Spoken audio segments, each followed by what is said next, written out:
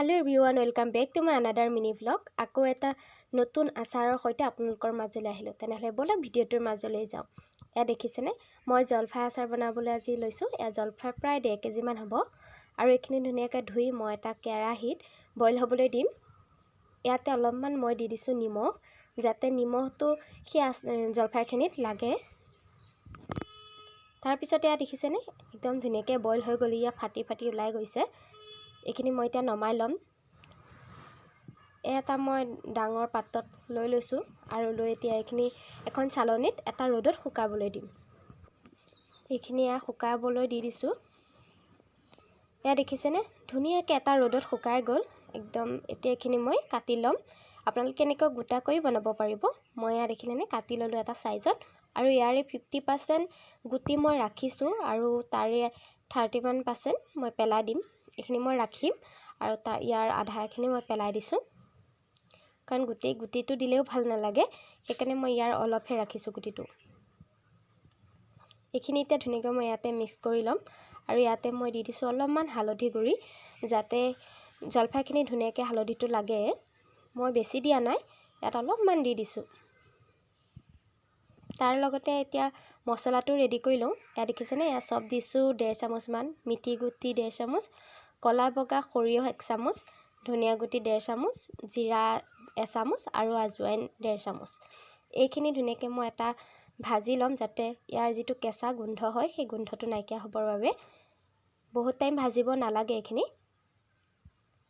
ইয়াতে মোৰ ভাজা হৈ গল ইয়া দেখিছেনে কালাৰটো অলপ চেঞ্জ হৈ গৈছে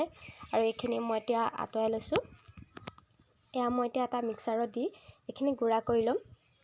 এ বহুত বেছি গুড়া কৰা নাই দেখিছেনে অলপমান গোটা এটা ৰাখিছো তেতিয়া আচাৰটো খাইও ভাল লাগে তাৰ পিছত মই এটা কেৰাহীতে মিঠাতেল দি দিছো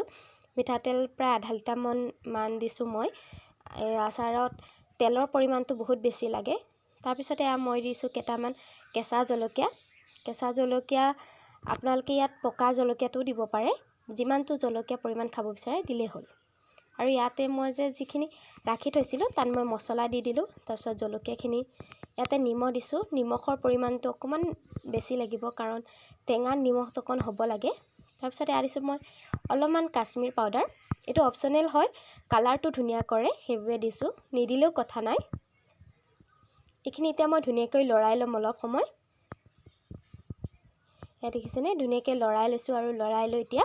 এইফালে আমাৰ তেলটো ইয়া গৰম হৈ গল তেলটো গৰম হওঁতে মই দিছো ইয়াত অলপমান হালধি তাৰ আগতটো হালধি দিছোৱে ইয়াতো দি দিছো তেতিয়া কালাৰটো ভাল হয় আৰু এইখিনি মই এতিয়া কেৰাহীটোত দি দিছো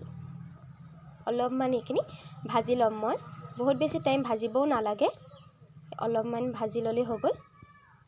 এনেকৈ বনাই খাই চাবচোন আৰু কেনেকুৱা হয় কমেন্ট কৰি জনাব এ দেখিছেনে হেহত মই দিছো ভিনেগাৰ মই 2 চামুচ মান দিছো ভিনেগাৰটো দিলে আচাৰটো বহুত দিনলৈ ভাল হৈ থাকে আৰু ইয়াক বেছি ৰ'দত নিদিলেও হয় তেতিয়া ভাল হৈ থাকিব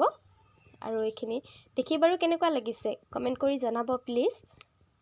এয়া মোৰ আচাৰটো হৈ গল আৰু ইয়াৰে অলপমান মই ভাঙিও দিছো গুড়া কৰি দিছো তেতিয়া ভাল হয় আচাৰটো আৰু ইয়া দেখিছেনে একদম অলমোস্ট ৰেডি খাবলৈ আচাৰ এনেকৈ বনাই খাই চাব আৰু কেনেকুৱা হয় কমেন্ট কৰি জনাব প্লিজ আৰু আপোনালোকে ভিডিঅ'বোৰ কৰ পৰা চাইছে প্লিজ কমেন্ট কৰিবচোন এয়া দেখিছেনে মই এটা পাত্ৰ লৈ লৈছো আৰু যেটো অলপো পানী নালাগাকৈ ৰাখিছো এয়া দেখিছেনে ভিতৰটো অকনো পানী নাই ইয়াত কাৰণ পানী লাগি থাকিলে আচাৰটো একদম বেয়া হৈ যায় আৰু দেন বাই নেক্সট মিনি ব্লগত আকৌ লগ পাম ষ্টিল বাই